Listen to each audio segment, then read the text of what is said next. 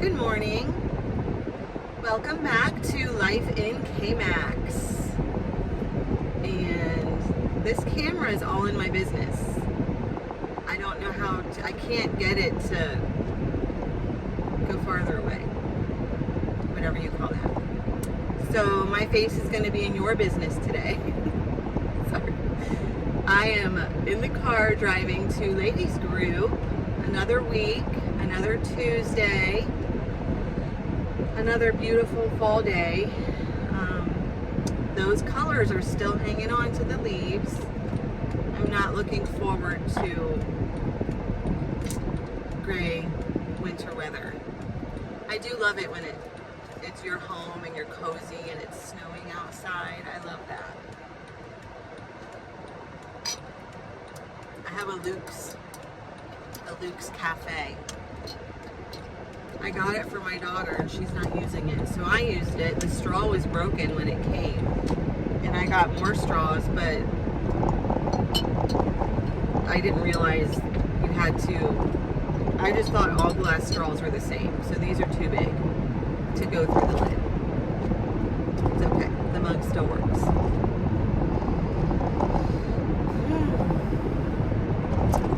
Yeah, so remember in my last video when I said my daughter wanted to decorate for Christmas and I was like, absolutely not.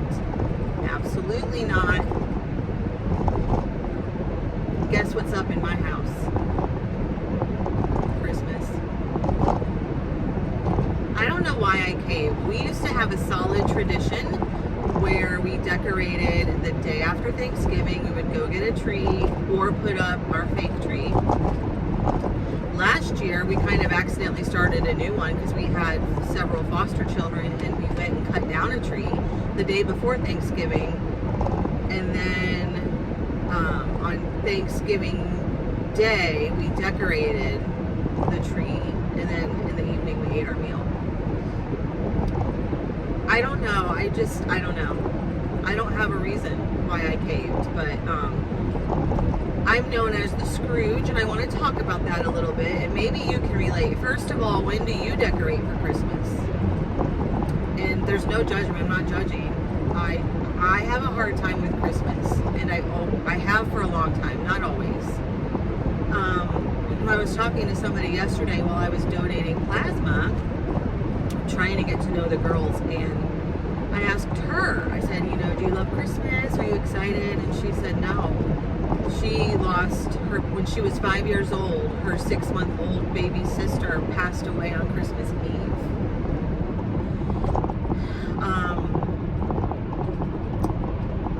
For me personally, and I shared this with my daughter yesterday, I said, I want you to understand I'm not trying to be a Scrooge.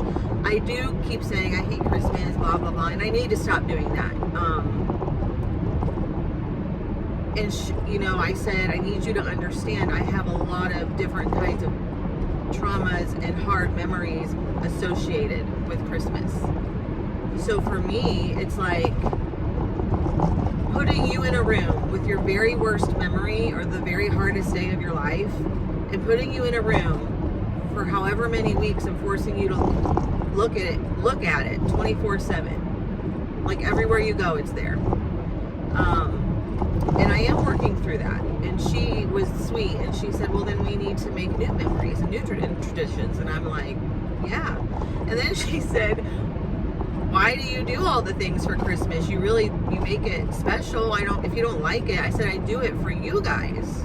I want it to be special for you. I want you to have good memories and traditions. And as a parent, that's what you should do. You should make it special. But I said, I will try harder to not be so negative, because that's not good either. My mother died on Christmas Day, 2023, and last year, the whole month of December, I didn't realize what was going on until I actually talked it through with my therapist. My body was just, I don't even know the right word. It was processing, it was remembering, it was acting out, because I don't know another word. I developed severe physical symptoms, like severe heartburn. I've never had that, like all day, almost every day. I didn't feel good. I didn't understand why. And I promise once Christmas was over, it went away. So I don't know if I was subconsciously working myself up for all the memories that would come back on Christmas Day, because my mom had cancer and we knew that her days were numbered, but the way she passed was very traumatic. Very. So anyway, so here's my encouragement for the day. And this is what I'm trying to do. Other reasons that I have a hard time with it, I think I talked about before, is just the selfishness, the stuff. People are so focused on stuff. Children, families, they can be, not everyone.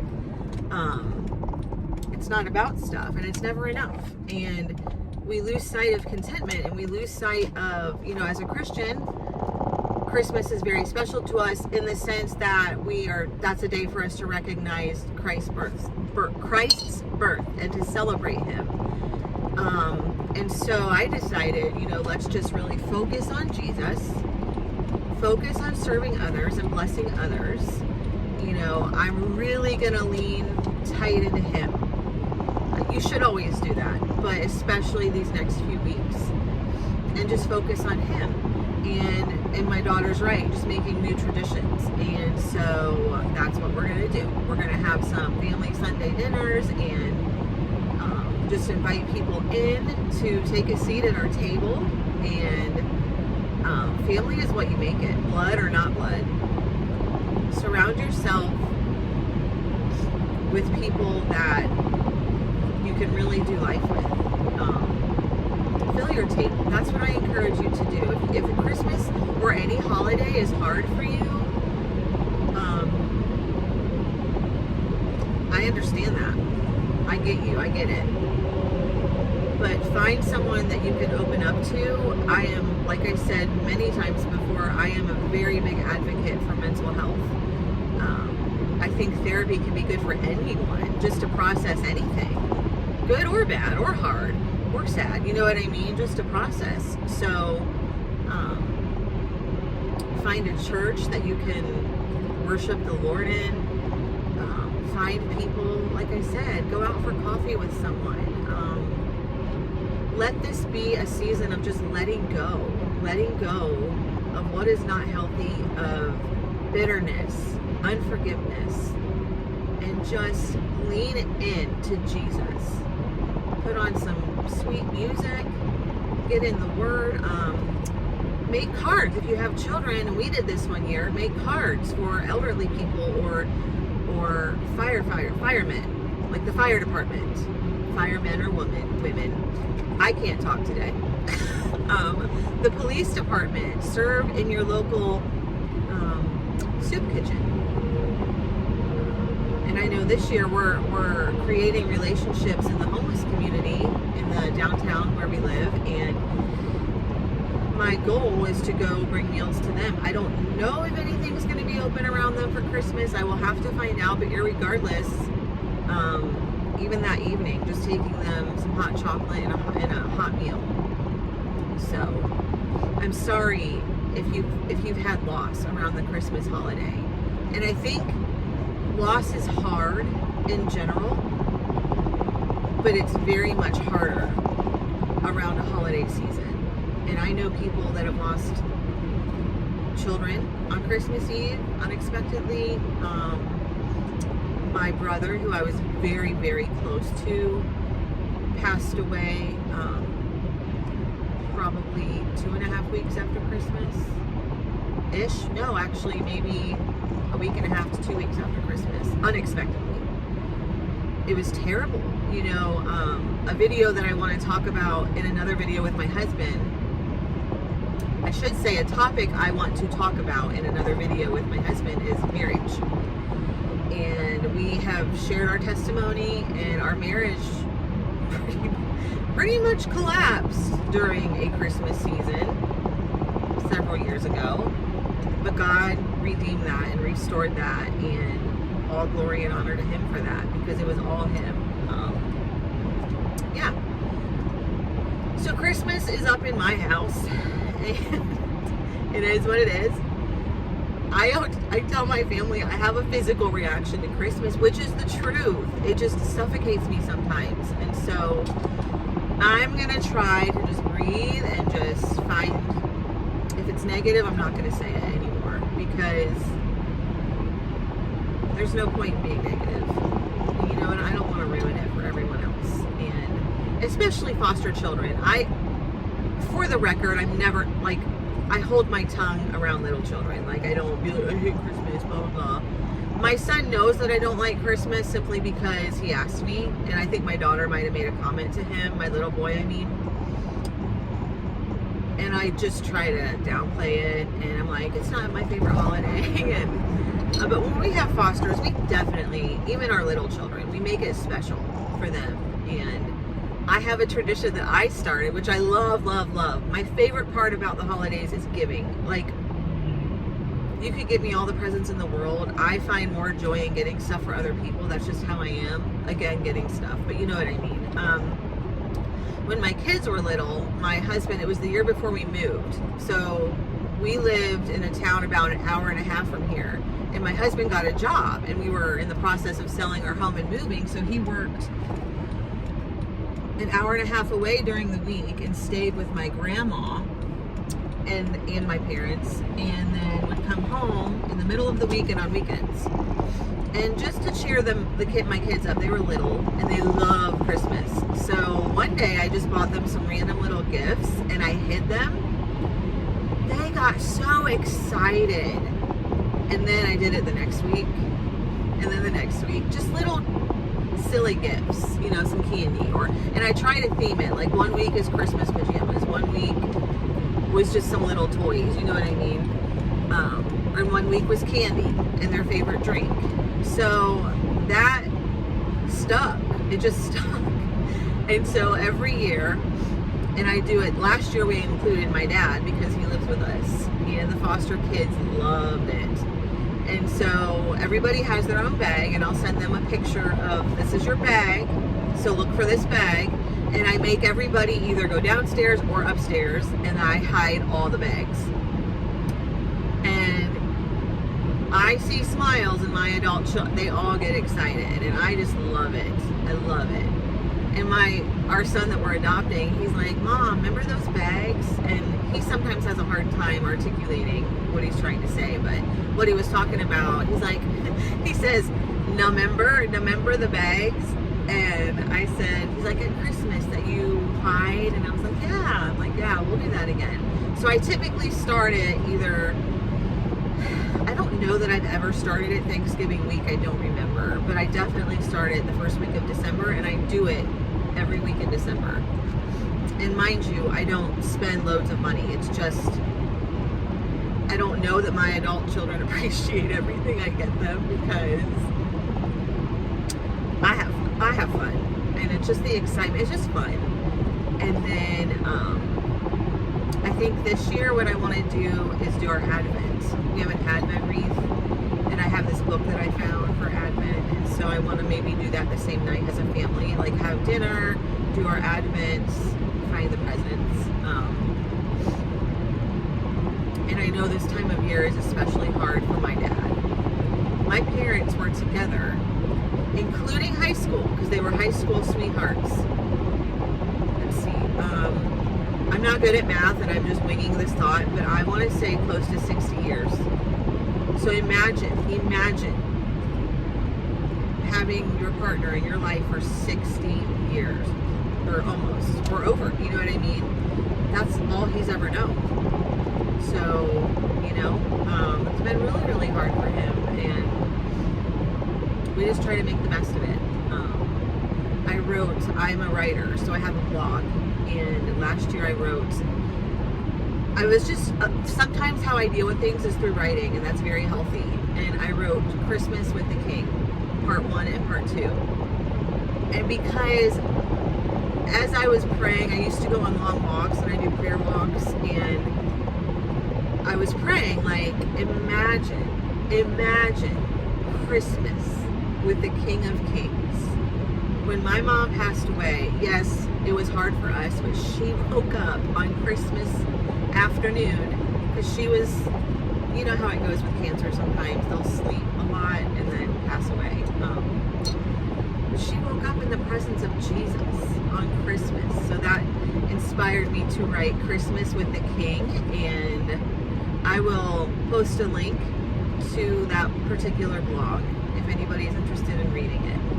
It's very special and dear to me, and it's just what I imagined my mom saw and heard and smelled, and yeah, so cool. That's my Christmas encouragement. So if you want to put your tree up, you go ahead. Put all your lights on. You get Christmas up whenever you want, because personally, fall is my favorite, and I will decorate for fall in August. And I'm shameless. I don't care. I'm not ashamed of that. I love fall. So my outside looks like fall at home. Like when you walk in the front stoop, the porch is fall, and then you walk in my house and it's Christmas.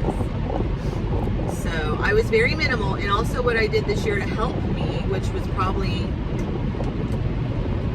a little extravagant, but I told my family, I said, usually, and I'm gonna get roasted for this, but I said I need new ornaments. Like, I need something new. I need to get through somehow. So we put up a few that used to be my grandparents, I think. Well, I love older ornaments, but I have a theme. It's a color theme. It's green. Green is my favorite color. Cream, I think some browns, maybe. Yeah, I think. And then I got these cute little bows that are like gold, brown, cream to put up. And then I got this garland that's thick to fill like the inside, where on the trees, I'm OCD, so when you look at a Christmas tree, you can see straight through the tree, and that stick part, it just bothers me. So they were fine with that. And then I'm trying to keep it more vintagey. My mom loved, and my mom's mom loved red cardinals, so I always honor that. I love like the winter red cardinal theme. I love angels, so I have a beautiful picture of Mary and Joseph and the baby on a shelf that my dad made with a big, beautiful, tall winter angel that my husband, he was going to get it for me, but I bought it first. And so I'm going to say it was still from him, because he was going to go out the same day I bought it to get it for me. But anyway, so that's how I'm coping. And I don't want to cope. I want to thrive, and I am determined that 2025 is Redemption Christmas. It's going to be the year that it's redeemed.